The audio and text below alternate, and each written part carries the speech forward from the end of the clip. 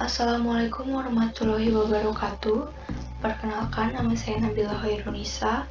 Di sini saya akan menjelaskan tentang pengklasifikasian tanah. Suatu hasil tes ayakan adalah sebagai berikut. Ditanyakan yaitu gambar grafik hasil tes di atas, dan tentukan harga CUCC, serta klasifikasikan tanah tersebut dengan metode USCS dan ASTO. Setelah kita memplotkan semua data yang ada di tabel, maka kita akan memperoleh grafik semilog sebagai berikut. Setelah kita memplotkan, kita akan menemukan nilai D60 sebesar 0,28, nilai D30 sebesar 0,15, dan nilai D10 sebesar 0,067, serta persentase gravel atau kerikil sebesar 0%, dan sand atau pasir yaitu 88%, dan fines yaitu tepung atau lanau sebesar 12%, serta nilai LL sama dengan 35%, PL 26%, dan PI yaitu 9%. Selanjutnya, cara mencari CU dengan menggunakan rumus D60 dibagi dengan D10, maka hasilnya yaitu 4,18, dan CC yang dapat ditemukan dengan rumus D30 dipangkatkan 2 dibagi dengan D10 dikali dengan D60, maka hasil akhirnya yaitu 1,2. Di sini saya akan menjelaskan tentang klasifikasi USCS-nya. Di sini ada dua bagan. Yang pertama yaitu kurang dari 50 lolos ayakan 200 dan lebih dari 50% lolos ayakan 200. Yang kita punya yaitu yang lolos ayakan 200 hanya sebesar 12%, maka kita akan memilih yang bagian ini. Setelah itu kita lihat di sini dibagi menjadi dua jenis, yaitu antara gravel dan sand. Sudah diketahui bahwa gravel itu tidak ada atau sebesar 0%, dan sand itu ada 88%. Maka tanah yang kita temukan yaitu adalah tanah pasir, jenis pasir. Selanjutnya kita langsung ke bagan sand atau pasir. Di sini yang kita punya atau fines yang lolos dari ayakan atau saringan 200 yaitu 12%, maka kelompok yang sesuai klasifikasinya yaitu ini di antara 5 sampai dengan 12%. Maka di sini ada 4 kemungkinan jenis tanah, yaitu SPSC, SPSM, SPSC atau SPSM. Selanjutnya kita akan mencari mana yang lebih tepat di antara keempat ini. Di sini kita bisa lihat kita itu ada di antara 5 sampai dengan 12% kadar fines-nya, dan kita memiliki CU sebesar 4,18, maka kita masuk di bagian ini, dan juga CC-nya itu sebesar 1,2, maka ini juga termasuk. Namun di sini ada dua kemungkinan, yaitu antara SPSC dan SPSM. Di sini kita bisa membedakan dengan adanya kandungan CL atau CH dan ML atau MH yang akan kita cari di selanjutnya. Di sini pasir yang kita memiliki yaitu mengandung 12% fines, maka kita pilih yang ini. Dan CU yang kita miliki kurang dari 6, dan CC yang kita miliki itu di antara 1 dan 3, maka ini yang cocok. Maka ada kemungkinan antara SP dan SPSM dan SPSC. Kita akan cari tahu yang cocok itu ML, MH atau CL, CH. Selanjutnya LL yang kita punya itu sebesar 35%, maka di sini itu kita akan memilih LL kurang dari 50 di sini dibagi dua, yaitu antara organik dan inorganik.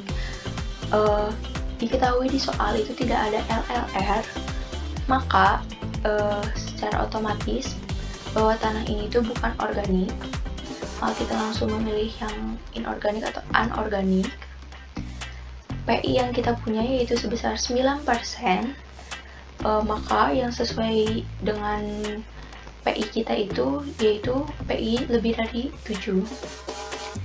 Dan dapat kita ketahui bahwa tanah kita memiliki kandungan Cl. Setelah itu kita dapat mencari tahu lagi mana yang lebih tepat, maka yang cocok dengan pengklasifikasian kita yaitu SPSC dengan kandungan Cl, yaitu poorly graded sand with clay. Selanjutnya yaitu klasifikasi ASTO. Di sini kita punya yang lolos ayakan 10 yaitu 100% dan lolos ayakan 40 yaitu 89% dan lolos ayakan 200 yaitu 12% dengan nilai LL sebesar 35% dan PL 26% serta PI 9%. Di sini kita akan cocokkan dengan tabel di samping. Di sini kita lihat di bagian A1 ada dua, yaitu A1A dan A1B.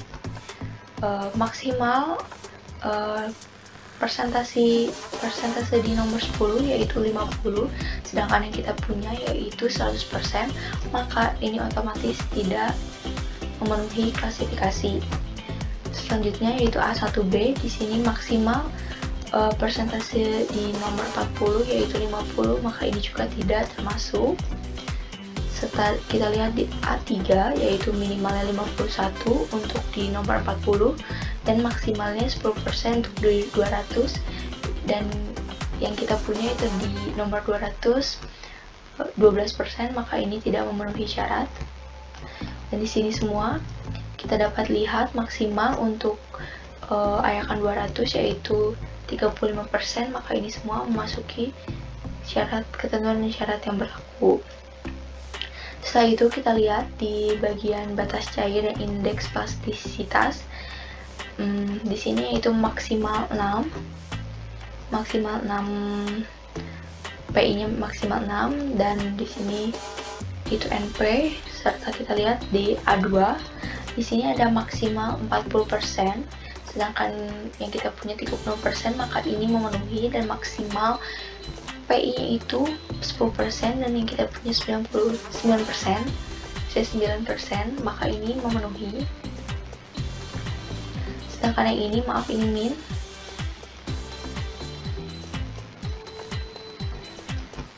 Nah, yang ini minimalnya itu 41%, yang kita punya itu 35%, maka ini tidak memenuhi.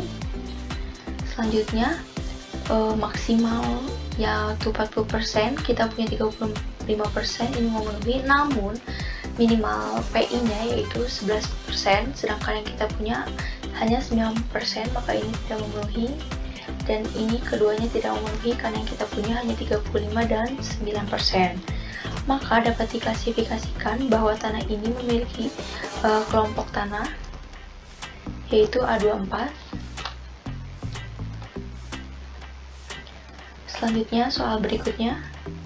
Dari percobaan analisa ayakan diperoleh hasil-hasil sebagai berikut. Diketahui LL-nya yaitu 24% dan PL-nya sama dengan 18%. Diminta gambar grafik hubungan dan klasifikasi dengan metode ASTO. Di sini saya sudah membuat tabelnya. Cara mencari tabelnya yaitu di sini saya sudah pindahkan di tabel sebelumnya ke sebelah sini, dan persen berat tanah itu dicari dengan cara berat tanah tertahan dibagi dengan total keseluruhan berat tanah dikali dengan 100, maka muncullah nilai-nilai ini. Selanjutnya persen kumulatif tanah yaitu pertambahan-pertambahan dari nilai-nilai ini yang hasil akhirnya itu 99% dengan nilai kumulatif akhirnya 99,83%. Serta persen butir yang lolos dapat dicari dengan 100 dikurangi persen kumulatif tanah yang tertahan di diameter tersebut, maka akan muncul nilai-nilai yang ada di tabel ini. Selanjutnya, setelah kita menemukan tabel, maka kita akan bisa memplotkan nilai-nilai tersebut pada grafik semilog yang ada, maka terbentuklah grafik tersebut. Dari grafik tersebut kita dapat melihat bahwa persentase lolos ayakannya di nomor 10, ayakan nomor 10 sebesar 51,07% dan persentase lolos ayakan di nomor 40 kurang dari 27,01% dan persentase lolos ayakan 200 kurang dari 8,75% dengan LL sebesar 24%, PL 18%, dan PI 6%. Selanjutnya, pengklasifikasian ASTO. Sama dengan tadi caranya itu seperti ini. Kita lihat di nomor 10 maksimalnya 50, yang kita punya adalah 51, maka ini tidak termasuk. Lihat di A1B maksimal nomor 40-nya yaitu 50, ini termasuk, dan maksimal di angka 200-nya yaitu kurang dari 87, ini juga masuk. Dan kita lihat A3 minimalnya itu, minimal untuk nomor 40-nya itu 51, sedangkan ini kurang, maka ini tidak masuk. Dan untuk kelompok A2, nomor 200-nya itu hanya maksimal 35%, maka ini masuk ke klasifikasi nilai kurang dari 8,75% ini masuk pengklasifikasian A2. Sekarang kita lihat dari batas cair dan PI-nya. Kita lihat di sini maksimal LL-nya itu 40%, yang kita punya 24%, maka ini masuk, dan maksimalnya itu 10%, sedangkan yang kita punya itu 6%, maka ini masuk. Sedangkan ini, ini min, harusnya minimal 41%, sedangkan kita punya itu 24%, maka ini tidak termasuk. Ini juga mempunyai minimal PI-nya itu 11%, maka ini juga tidak termasuk karena kita hanya punya 6%. Selanjutnya yaitu minimalnya 41% untuk LL dan minimal 11% untuk PI, sedangkan yang kita punya hanya 24 dan 6%, maka ini juga tidak termasuk. Maka yang paling cocok adalah ini, A24. Sekian presentasi tentang pengklasifikasian tanah dari saya. Mohon maaf apabila banyak kesalahan. Wassalamualaikum warahmatullahi wabarakatuh.